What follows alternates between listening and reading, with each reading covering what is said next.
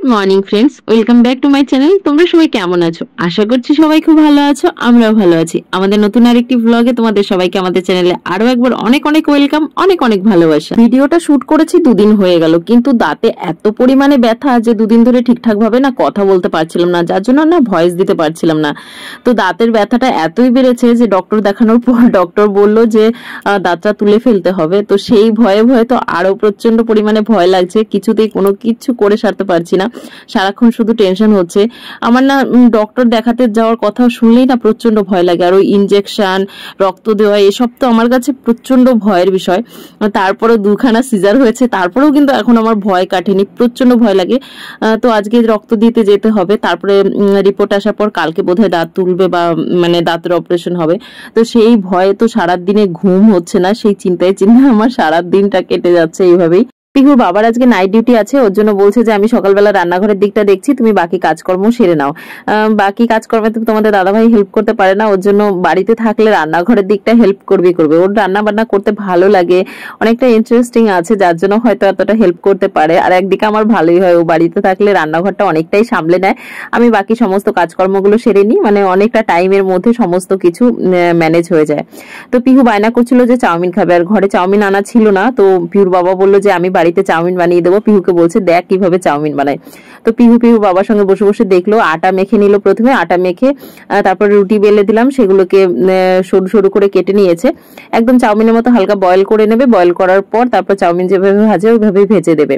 তো ভালোই লাগে খেতে, এর আগে একবার বানিয়েছিলাম, এখানে এসে হয়তো বানানো হয়নি, দুর্গাপুরে থাকতে বানিয়েছিলাম, তখন পিহু ছোট ছিল, ওকে দোকানে চাউমিন দিতাম না, তখন এইভাবেই বানিয়ে দিতাম। তো অনেকদিন এইভাবে বানিয়ে দেওয়া হয়নি, মাঝে তো এতদিন এখানে এসেছি দোকানে চাউমিন কিনে খাওয়ানো হয়েছে। তো আজকে ওর বাবা বলছে যে আবার দেখা যাক পিহু এখন খায় কিনা, বড় হয়েছে, ওর টেস্টটা কেমন লাগে। তো তার জন্য আজকে বানানো। আর এদিকে দেখো তোজো এখনো পর্যন্ত ঘুমোচ্ছে, ও ওঠেনি। এদিকে ঘরের কাজকর্ম করছি, আর তোমাদের দাদা ভাইকেও কিছুটা হেল্প করে দিচ্ছি, কোন জিনিসটা লাগবে বা কোন জিনিসটা কোথায় আছে বের করে দিতে হচ্ছে। যেহেতু মাঝে মধ্যেই আমি জিনিসপত্র চেঞ্জ করি, মানে সমস্ত কিছু গোছগাছ করি, তো জায়গা উল্টো পাল্টা হয়ে যায়, যার জন্য তোমাদের দাদা ভাই খুঁজে পায় না। আর এর জন্য প্রচন্ড রাগ হয় আমার উপরে, মানে বলে যে আমি জিনিসটা এখানে রাখা দেখেছিলাম, তো পরে আবার সেখানেই দেখি না। তো আমার আবার এরকম হয়, হয়তো সেই জিনিসটা ক্লিন করলাম, সেই জিনিসটা ওই জায়গা থেকে অন্য জায়গায় সরিয়ে রাখি, তো এরকমই হয় সব সময়। আর সেটা তোমাদের দাদা ভাইয়ের অতটা পছন্দ হয় না। তোমাদের দাদা ভাইয়ের কথা হচ্ছে যে জিনিসটা যেখানে থাকবে সেটা সেখানেই থাকতে হবে। তো যাই হোক, এরকম করে আমাদের মধ্যে এই নিয়ে টুকটাক কথা কাটাকাটি হতেই থাকে, সে বিয়ের পর থেকে আজ পর্যন্ত এইভাবেই চলে আসছে। এই দেখো আমাদের পাস্তা ভাজা, পাস্তা না, চাউমিন। পিহু কেমন হয়েছে খেয়ে একটু টেস্ট করে বলো। আটা তো টেস্ট না, খেয়ে দেখবি তো, খাবি তারপরে তো বুঝবি আর টেস্ট নাকি। ফু দাও।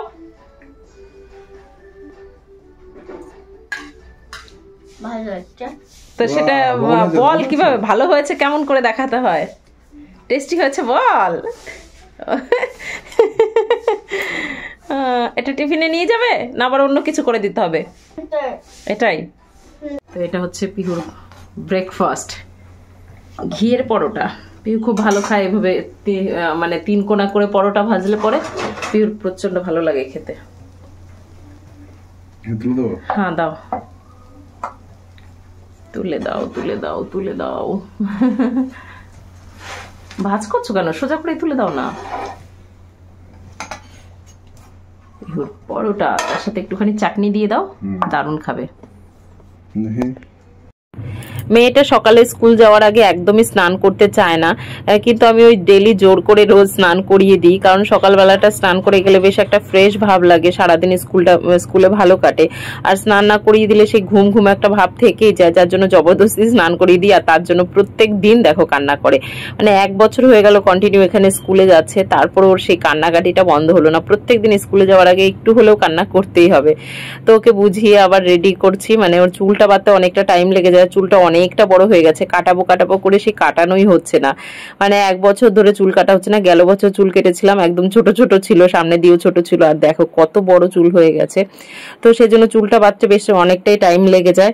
তো আমি এদিকে চুল বেঁধে দিচ্ছিলাম, ওর বাবা বাকি খাবারটা ওকে খাইয়ে দিচ্ছিল, কারণ সকালে একদম নিজে হাতে খেতেই চায় না, মানে সকালে কি যে কোনো টাইমে খাবার তেমন খেতেই চায় না, হয়তো 2-3 বার খেলো তারপর রেখে দিল, বলে পেট ভরে গেছে। তো এই একটু জোর করে খাওয়ানো হয় আর কি।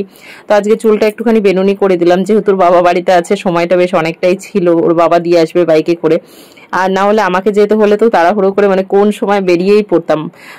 আমরা হয়তো 8টা 10-এ বেরোই, আর ওর বাবা বাড়িতে থাকলে সেখানে 8:30টার সময় বেরোয়, তো বেশ অনেকটা টাইমেরই ডিফারেন্স। তো তার জন্য আজকে ভালোভাবে চুলটা বেঁধে দিতে পারলাম। তো পরে নিচ্ছে, ওয়াও ভেরি গুড, বঢ়িয়া।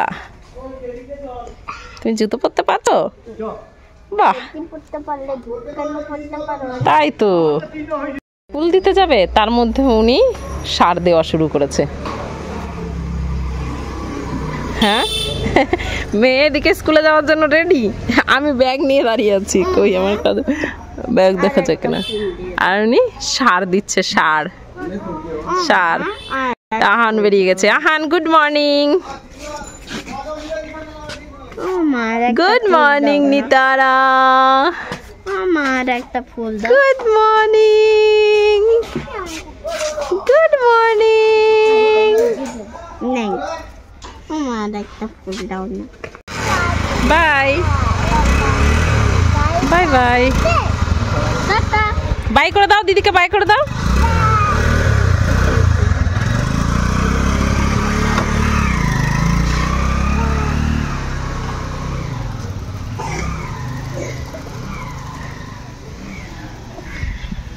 তো এখন আমরা রেডি হব, কারণ হচ্ছে হসপিটালে যেতে হবে, আমার ব্লাড টেস্ট হবে।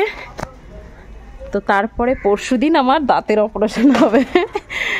তো তার জন্য আজকে কিছু প্রসেস আছে। তো চলো রেডি হয়ে হসপিটালে যাই। পিহুর বাবা এসেই বেরিয়ে যাবে, মানে আমাদের রেডি হতে বলে দিল। তো চলো বাবা রেডি হই, তুমি তো রেডি আছো, শুধু মুখটা ধুলেই হয়ে যাবে। চলো। তো যে ভয় পাচ্ছিস, এই মাংকিটা তো লেজ নেই। মাংকি তোর বাইকে বসিয়ে যাবে, মাংকি বাইকে বসে যাবে। তো আমরা এখন যাচ্ছি হচ্ছে হসপিটালে। আর ব্লাড টেস্ট করতে হবে, আরো কি কি লিখেছে কমপ্লিট করে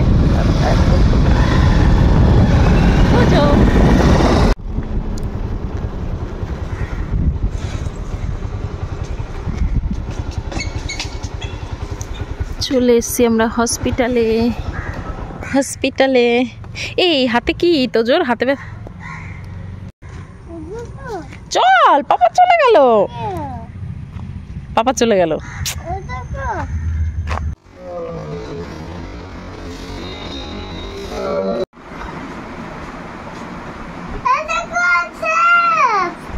পড়ে যাবি।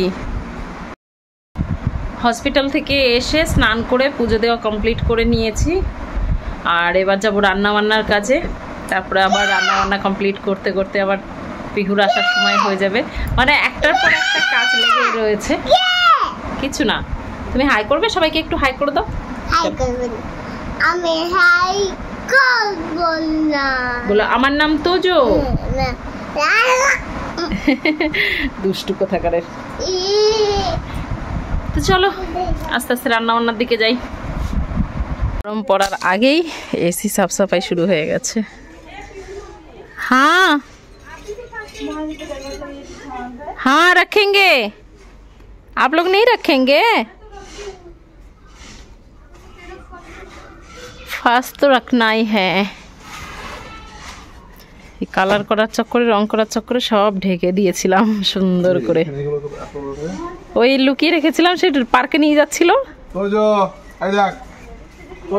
খেলনা খেলনা খেলনা ওগুলো রাখ, ও চাষবাস করবে, চাষ করবে। বাবা করে, আর ও বাদ দেবে নাকি? তাই হাত পেতেছে, ওরা হাত আছে। গুড়িয়া গুড়িয়া হাত, সুন্দর করে ঢেকে রেখেছিলাম। আমার একটা নাইটিও দেওয়া রয়েছে পুরনো।